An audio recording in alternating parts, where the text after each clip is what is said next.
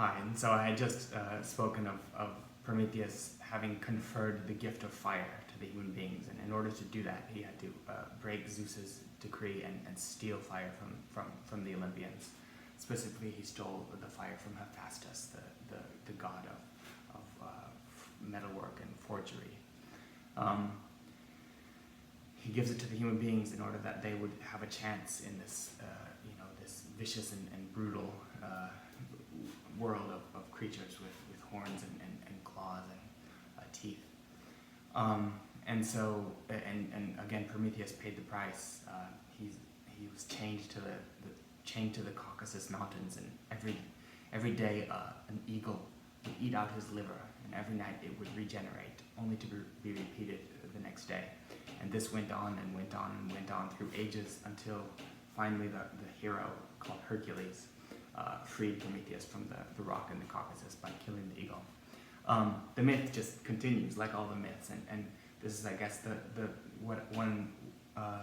one view that I attempted to introduce at the beginning of the video immediately prior to this, which is just the notion that all of the myths are kind of interlacing, and they form a more or less coherent picture, that any single myth implies almost all of the other ones. And I suggested that it's not at all unlike our scientific theories, where they have to be able to fit together in a harmonious way.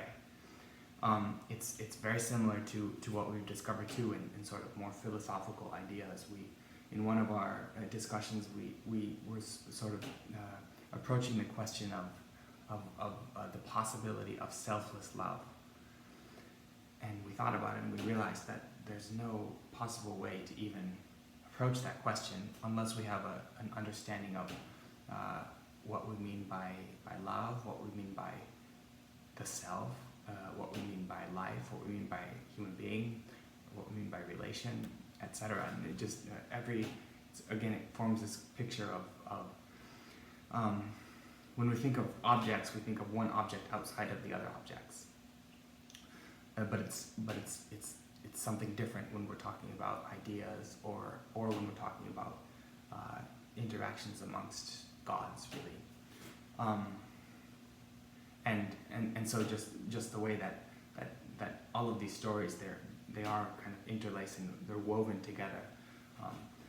It gives a picture of how we can't consider one thing in isolation. We have to see how they all relate to one another. But so I briefly then presented the story of Prometheus, and now I would just like to give us a few two different themes thinking of them as, not as though I'm not going to attempt to sort of explicate either one of these themes, but I'm thinking of them more as invitations for us, or seeds almost, that we can kind of tend to and maybe think further about through the course of the week.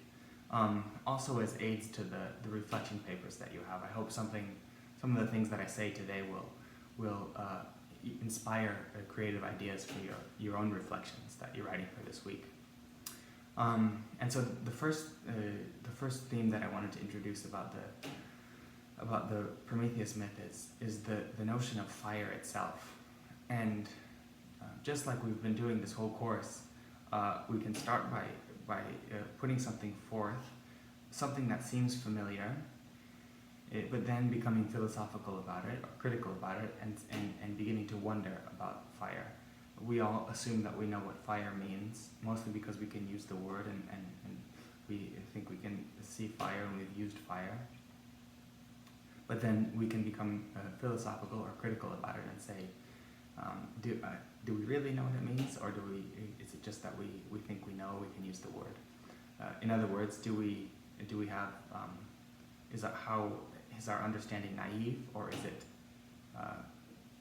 have we become critical in our understanding? Have we increased the dimension of our understanding so that we can comprehend the idea, and that we're not just skirting the surface of it? If we think about fire,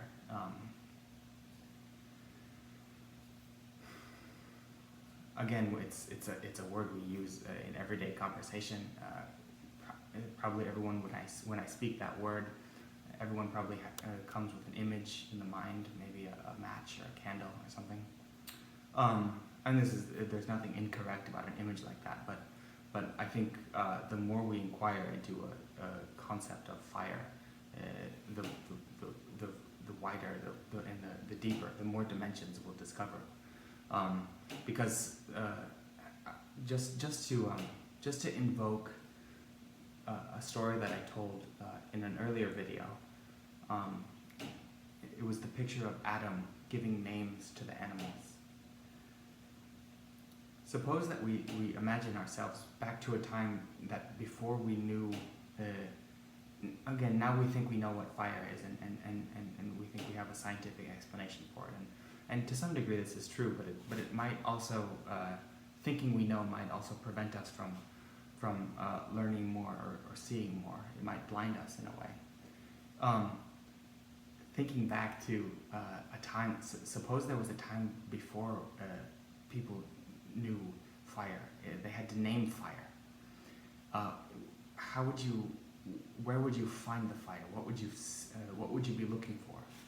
Right? How would you differentiate fire from not fire? And again, I don't, not going.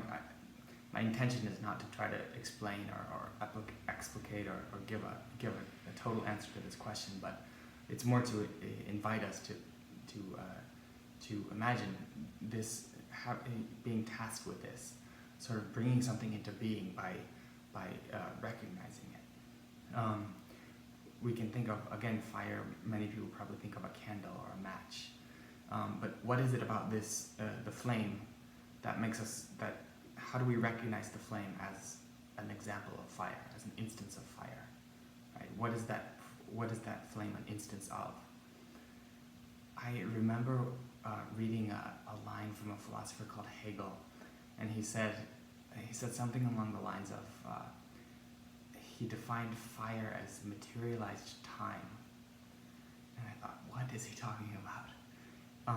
But some way to look at this is that when we see the fire, we're seeing a kind of intensified process of transformation.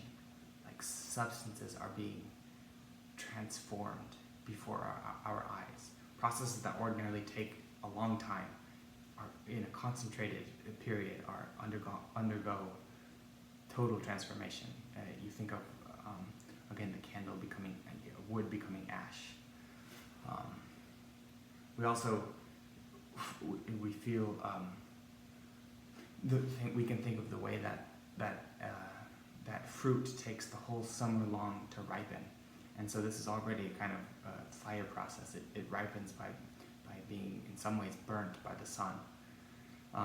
But I think we've all at least seen example, when we cook food, this is an example of human beings given the use of fire, this process that otherwise is in nature. We're able to sort of harness it. When we cook food, we are manipulating, harnessing the power of transformation, and we're transforming the substances. It's a kind of alchemy, really. You're changing appearing or actually changing the chemical makeup of something. This is, if we think about the idea of fire being stolen from the gods by Prometheus and given exclusively to human beings, we can try to think critically about why human beings specifically, and one answer to that question, or one approach to that question, will be the next theme that I'll touch on, which is technology. But it's not even necessary to. We could understand that in a way besides going to the question of technology by just thinking of, by just recognizing the fire that's inherent in our blood and our metabolic processes. In some way, what we're talking about, this kind of transformation of substance that we see fire performing everywhere. Our own metabolism is exactly that. It's an internal alchemy of substance, changing the substance, transforming the substance, and then we think, in some way, all of the creatures do that, right? All creatures are somehow nourishing themselves. We talked about this in one of the classes with Aristotle's notion of the vegetative soul, the threpticon. This is the part of life that is, in some ways, a fire process. So it would seem as though all of the creatures have fire. How do we explain the idea that that it was only to the human being that Prometheus gave the fire? And I think this can invite us to possibly a very profound contemplation on what we are really talking about when we think of something like ascending Mount Olympus.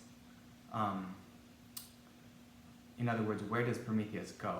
Where are the gods that he goes and steals the fire from? And if we look around at nature and all of living things, we see them, they all have the fire there in them, but somehow the fire was stolen and brought somewhere where it wasn't in the first place. And I think the implication of that is that the gods aren't, the dwelling of the gods is not where we first think of it to be. And by first, I mean in a kind of naive way or maybe superficial way. I won't say much more, but I would like to connect that picture to one of the stories that we're also familiar with, which is Plato's parable of the cave. And we can picture the prisoners in the bottom of the cave, and then the person seeking wisdom who ascends out of the cave and ascends upward out of the cave, and beholds the eternal forms or eternal archetypes of things. We should ask, where is that process taking place? Are we talking about an actual cave? Probably not. We're using the actual cave as a symbol of something else. What is the symbol referring to? Where is the symbol referring to? Right? Where are these gods? Where are these ideas? I hope that's something that can again inspire further discussion amongst us. I'll pass on to the second theme that I would just like to again set before us, and that is the notion of fire as technology, or Prometheus' gift as the gift of technology to human beings.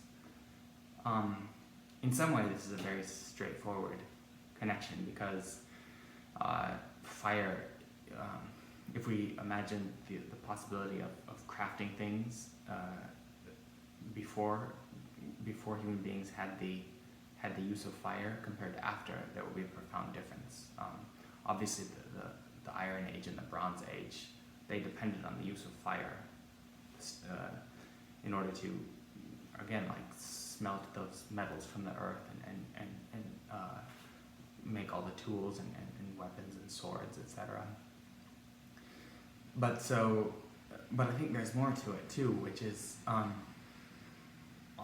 most of what we think of as technology today, it depends on, and this is again, it's a perfect example of how there's no way to ultimately separate two ideas, because as I'm speaking, I realize that what I called the second theme is actually another iteration of the first theme. It's the first theme in a different key, maybe, because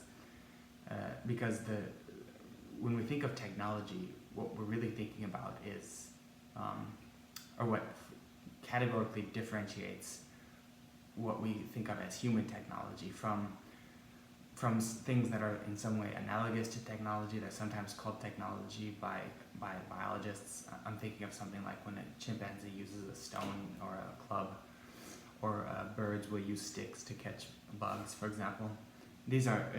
It's clear why that would be classified under the rubric of technology, but I think that it is possible to draw a categorical distinction and say there's a kind of technology that only human beings have use of.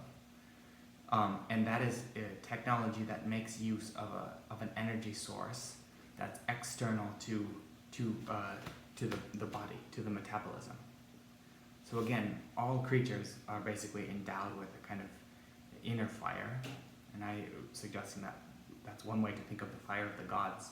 It's actually what all creatures are endowed with in their metabolism, in their cells. Human beings have something different, and that's the ability to harness and make use of external energy sources. This communication that we're at the very moment through the internet and the videos, this is all dependent on and predicated of having harnessed external energy sources, electricity, right, and fossil fuels, etc., to transport all these materials around. Beginning with wood, though, as to heat stoves, and then coal, and again oil.